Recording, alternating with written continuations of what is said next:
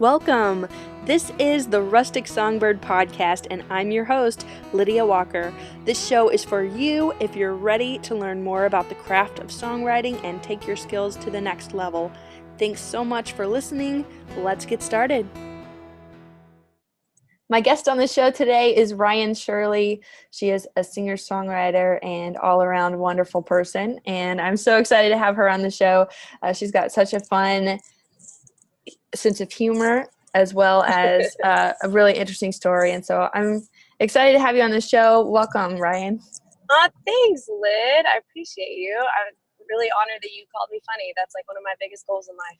You are, though, and that's definitely going to come through on this interview, so I figured I would just say it up front. So. Thanks, girl. Appreciate it. So tell me how you got started in this songwriting thing. Is this something that you ever thought that you would do, or did it happen by accident?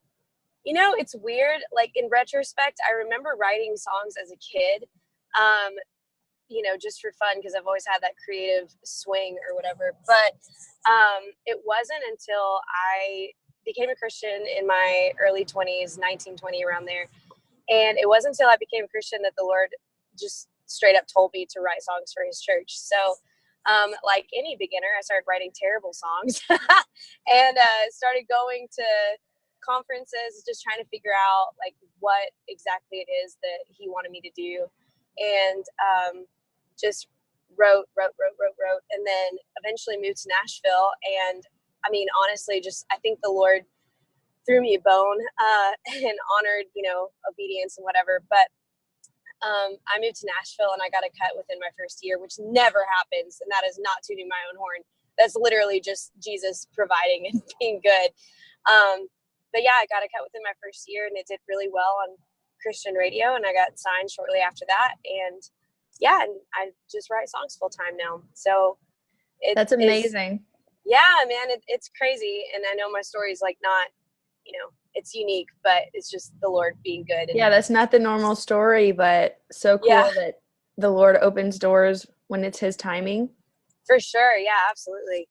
That's amazing. So what does life look like for you now in songwriting? Do you have like a regular schedule for co-writes and things like that? My schedule is always a hodgepodge. I'm actually on my way to a co-write right now. Awesome. But every day looks different. I try to write at least 2 songs a day just because that's the way I like to operate, because I love it. So why not? Does that keep ideas fresh in your head if you're thinking, okay, what am I going to write today? Like, let's make up songs all the time, and then you've just got ideas constantly flowing?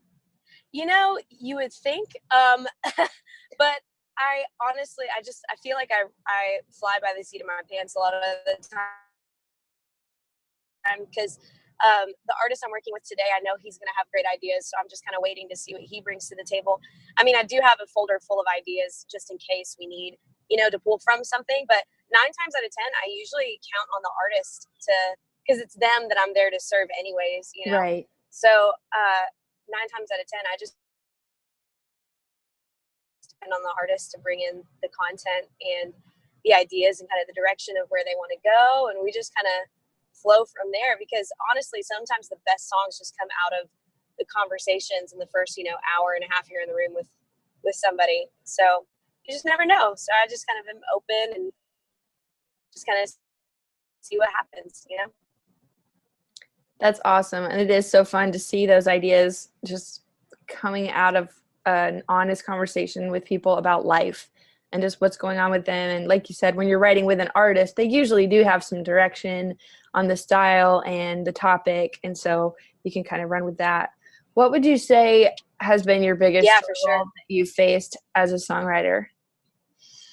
Oh, man. Well, ironically, the biggest struggle that I have faced is just, so as a creative, I've come to find that this is a all around thing, but as a creative, I think my biggest struggle has been just the confidence and the knowing that like I'm in the room for a reason. You know what I mean? Like, I've never been an insecure person.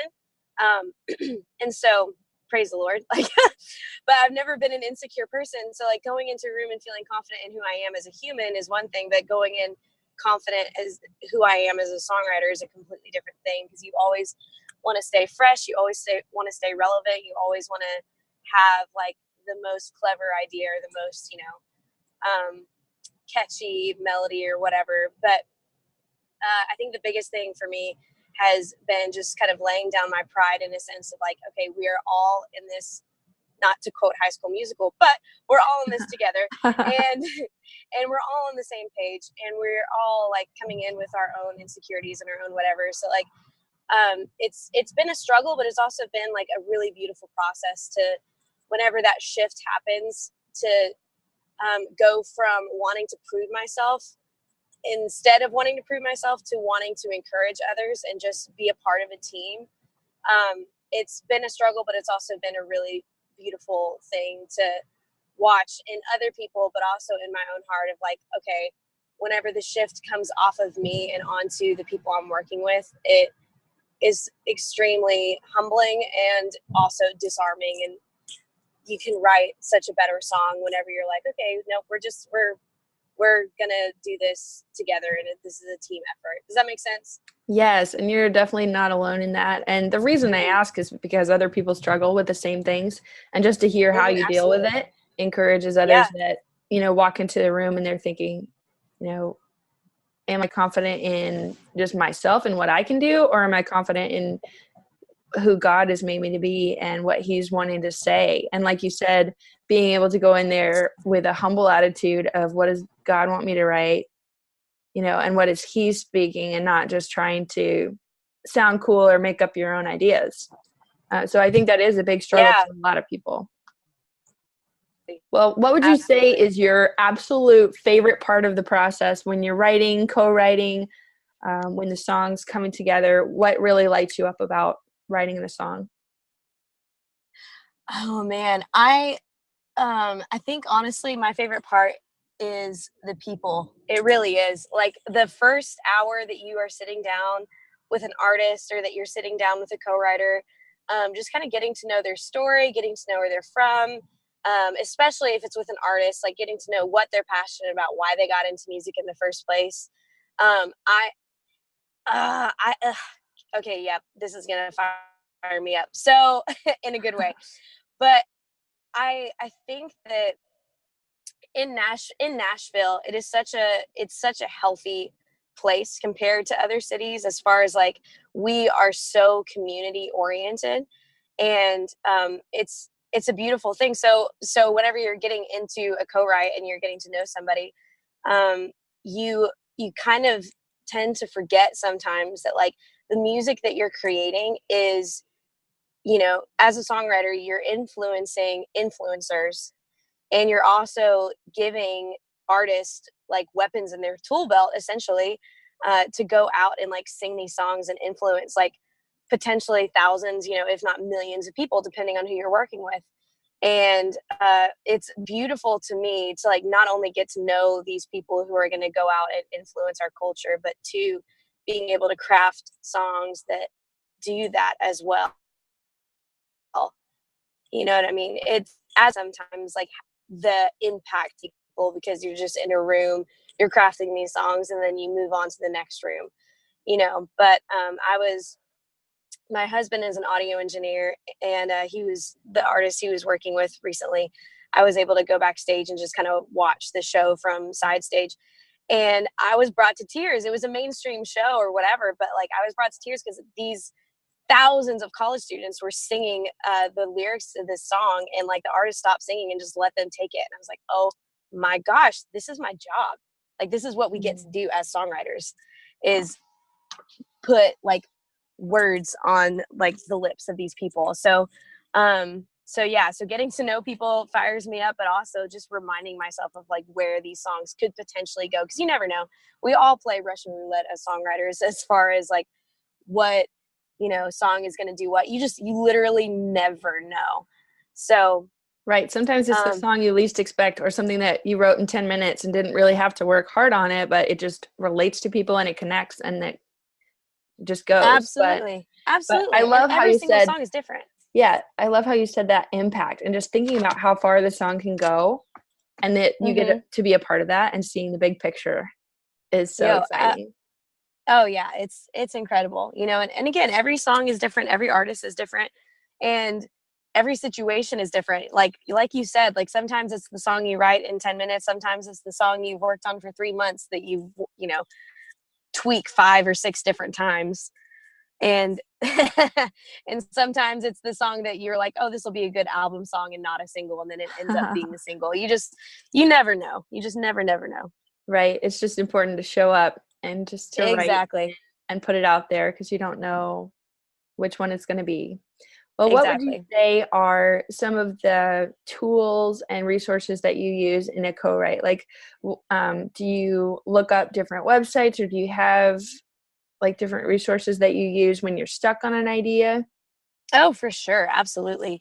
Um, my, I always ask my favorite dinosaur, the thesaurus, whenever I'm like needing new ways. That was a dad joke. Sorry. No, But that was really funny. That's the kind of humor I was talking about at the beginning. I'm glad well, it that finally joke was showed. terrible. No, let's not use that as the example for the standard of my humor. No, I Oh wondered if you no. would mention the thesaurus because I have an actual one that's like super old that I have on my bookshelf, Oh, but I also like like just Google it too. like a paper one? Yes, I have a Dang, paper girl. one. It's legit. Old school. I love it. Yeah, so thesaurus is great. Whenever you've been doing this, gosh, holy cow. Yeah, I've been writing for 6 years. That blows my mind. Whenever you've been writing every day for 6 years, I am not ashamed to say that I use like rhyming websites as well to help just come up with like fresh new words. And Yeah. um, even you know, multiple times I've been in a co-write where I've used uh you know, rhyme. I use Rhyme Brain just because I like it, but Hmm. where I've used Rhyme Brain, and I'm like, oh, that's a new word that could actually take this verse a completely different direction. You know what I mean? Yeah. So yeah, Rhyme Brain is great. Thesaurus is great. Yeah, Do don't be you afraid Are to you a take brain person to breaks. bring in like a pen and paper, or do you like type it out on a Google Doc, or have somebody else write it down? Like, what does that look like? Yeah, so I'm Google Docs all the way. I used to do a journal, but man, it's the only thing in my life that is organized is it is Google Docs and where I keep all my songs. So if it's on there, I know that I can always just go back and like type in the search bar, you know, the lyric of a song and then go and find it. Um, so yeah, Google Doc all the way for me because it's just easier to keep all my songs in one place, and um, easier to find too, because I also have a plethora of journals at my house, and if I wrote down an idea somewhere in there, there's like no telling where it would be or in which journal. So Oh yeah, that's a great tip because I've got tons of notebooks and would have to search forever to find one idea. So um, yeah, absolutely. I really like that you can share Google Docs and like see it in real time with Uh-huh. people, and also you can um, like kind of see the structure of the song like it Mm-hmm. would be on a page. So I really like that as well. I like writing down um, lyrics and stuff on a notebook paper and then putting it on a Google Doc later. So that's Mm-hmm. like another way to do it. But I just wondered what that looks like for you, like in Oh, your nice. everyday, like what works best. So, what other resources do you like um, as far as like books, podcasts, anything that you would recommend for someone learning about songwriting? Oh man, learning about songwriting. Yikes. Yeah, do you have Yeah, man. any books? I mean, it wouldn't even have to be about songwriting, but just like something to pour into your life so that you're For ready to sure. write. For sure. I know, so resources, man, if you're just getting started in the process of songwriting, one, just write every single day, whether it's good, bad, ugly, or indifferent. Just write, and finish. But books and podcasts. There is one podcast I love, and it inspires um, me a lot. It's not really talking about like the practical side of songwriting, just like what that looks like on a daily basis is, and the writer is. Um, I love that podcast. It's just talking about like songwriting in general, like everyday life. Well, did you know that whenever you wrote this song, this would happen? Blah blah blah blah blah. Mm-hmm. And it just kind of inspires me and pushes me to keep going on the days where I feel like throwing in the towel. There's also like some great local resources here in Nashville. There is a company called Brave Worship, which if you're a girl, go check that out. Chrissy Nordoff runs it, and she is amazing, and she gives great practical tips and tricks. And she also does a class, if I'm not mistaken, like digitally. So if you're listening in Minneapolis, yep, that's how you say that, or Oregon or somewhere like that, where obviously you're not going to be able to make a trip like every week to Nashville, that is a great resource. Kingdom Songs is another great resource that is all of, I was going to say intergender, but that's not a thing. That's for everybody. Kingdom Songs is an amazing resource. Michael Farron runs it, as well as James Teeley. Both of them are masters in their craft. And Michael was actually my mentor for a good 5 years. And he's just an incredible teacher. And he's got such a pastoral, big brother heart. And he will make you feel so incredibly comfortable if you feel like an idiot and you don't know what you're doing. Both of those are so great. I've loved Brave Worship, and I'm really hoping to get Chrissy on the podcast soon. Yeah. She's been an awesome mentor to me as well. So I totally agree. And then Kingdom Songs, it's just awesome to see what's coming out of their ministry as well. Well, before we wrap up, do you have any encouragement for songwriters that are maybe wanting to get better at their craft and really working hard at it and just getting discouraged in the thick of it? Yeah, absolutely. I think that, well, it depends on what you're writing for. I mean, one, again, I've said this already, but if you're just getting started, the best thing you can do for your craft is to write. There was one year that I took when I was first getting started, and I wrote every single day, whether it was melody, like just a, little poem, or just a short little snippet of a song. I wrote, but I also forced myself to finish whatever it was. And even if it was terrible, just finish and get yourself in the habit of writing every single day. And I mean, that's for everybody, but I want to speak specifically like to Christian songwriters. If you're writing songs for your church, and if your church is like, if you are leading those songs in your church and they're responding well to it, please don't get discouraged, and please don't lose sight of the beauty and the power of what you are doing for your local church.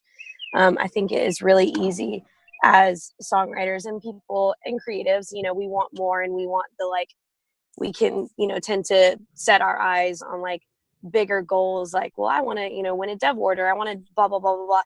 But like, please, please, please don't lose sight of the power of what you're doing, because like impacting and writing songs for the local church is probably one of the most incredible, powerful, and influential things that you can be doing. So if you are doing that and you're not satisfied in that, I would do a quick little heart check, see why we're not satisfied. But two, just ask God to like renew that passion for what you're doing, and really honestly analyze why you want to write songs in the first place, because it's a hard business to get into, and it's also not an immediate satisfaction one. So if that's the reason, double check. But but to just really evaluate like why it is that you're doing what you're doing, and then do whatever it takes to accomplish that. Because if you're wanting to write songs for your church, like go for it. Please do it. Start leading those. Start impacting your local church. Start changing the kingdom, for the good by, leading those songs. But also if you're just writing country songs and you love it and it's fun, like start going and doing shows locally, man. Like that's the best place to start, is just going and doing it, and, putting into practice the songs. And dude, and the best way to tell if you've got a good song or not is an audience. That's true. Whether that is in a bar or at a church, like the best place to gauge if you've got a good song or not is an audience. So if you need to know if your songs are good enough or not, absolutely, you're more than welcome to submit them for critique to the resources that I explained earlier, or just go and play them live. That's free, and you might even get paid a little bit for it. So that's the most encouraging thing I can do. But man, if you're passionate about songwriting, just keep writing and keep writing and keep writing and keep writing, because it is amazing. And I understand that passion. And yeah, just keep doing it. That is so good. Thank you so much for sharing some tips and just, from your experience and what works well for you. And I'm so glad to have you on the show today. Thank you so much for sharing and absolutely. for just, speaking life into other writers, and can't wait to see the great songs that keep coming from you. So thanks. Thanks, You keep Lyd. writing You're so as sweet. well. You're amazing. And God bless. Thank Thanks you for being on the show. Thanks, Lyd. You're so sweet, and it's an honor. Thank you for asking me to be here. If you enjoyed this episode, be sure to subscribe, rate, and review this podcast and share it with a fellow writer. Thank you so much for listening. I'll talk to you in the next episode.